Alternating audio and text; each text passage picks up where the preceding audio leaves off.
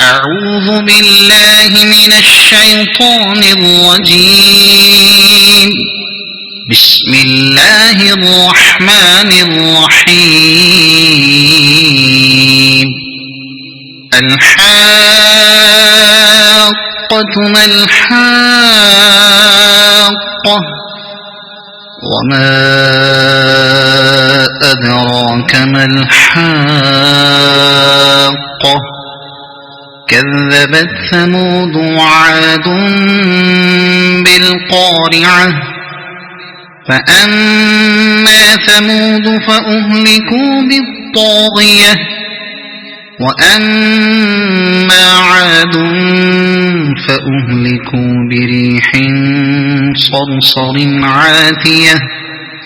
سخرها عليهم 7 ليال و8 أيام حسوما فترى القوم فيها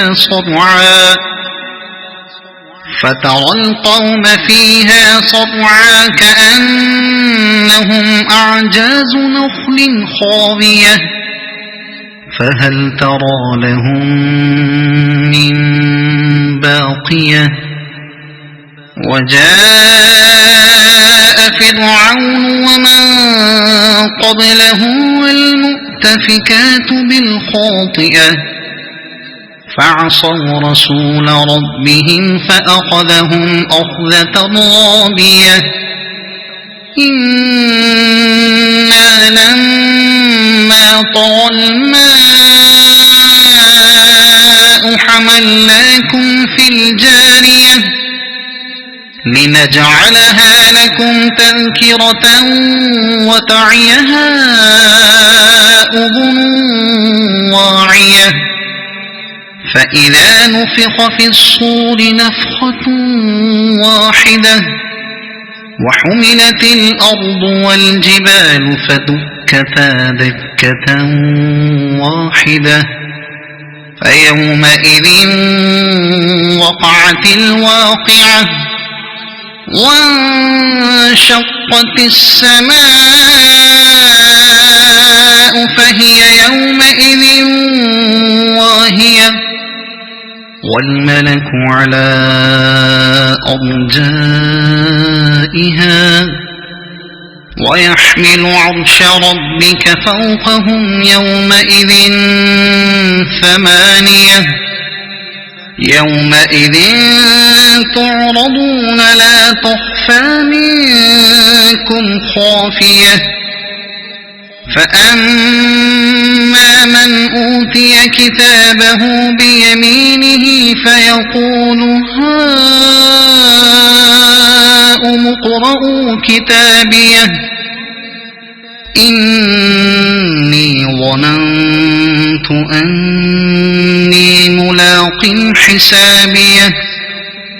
فهو في عيشة راضية في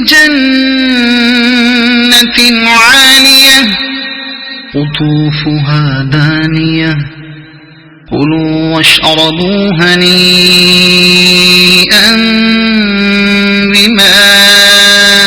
أسلفتم في الأيام الخالية وأما من أوتي كتابه بشماله فيقول يا ليتني لم أوت كتابيه ولم أدر ما حسابيه يا ليتها كانت القاضية ما أغنى عني ماليه هلك عني سلطانيه خذوه فغلوه ثم الجحيم صلوه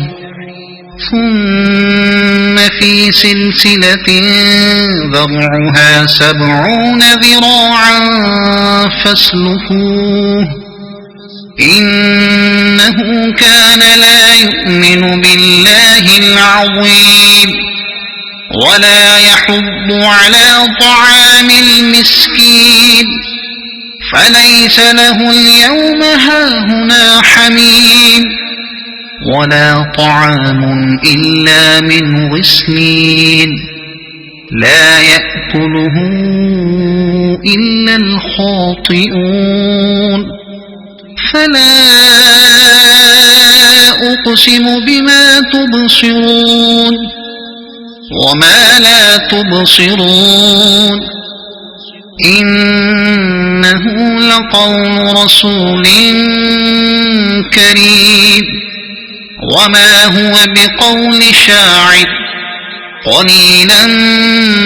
ما تؤمنون ولا بقول كاهن قليلا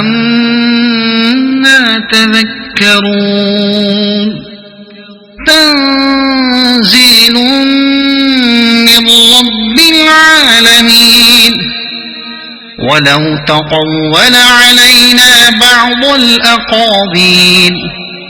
لأخذنا منه باليمين ثم لقطعنا منه الوتين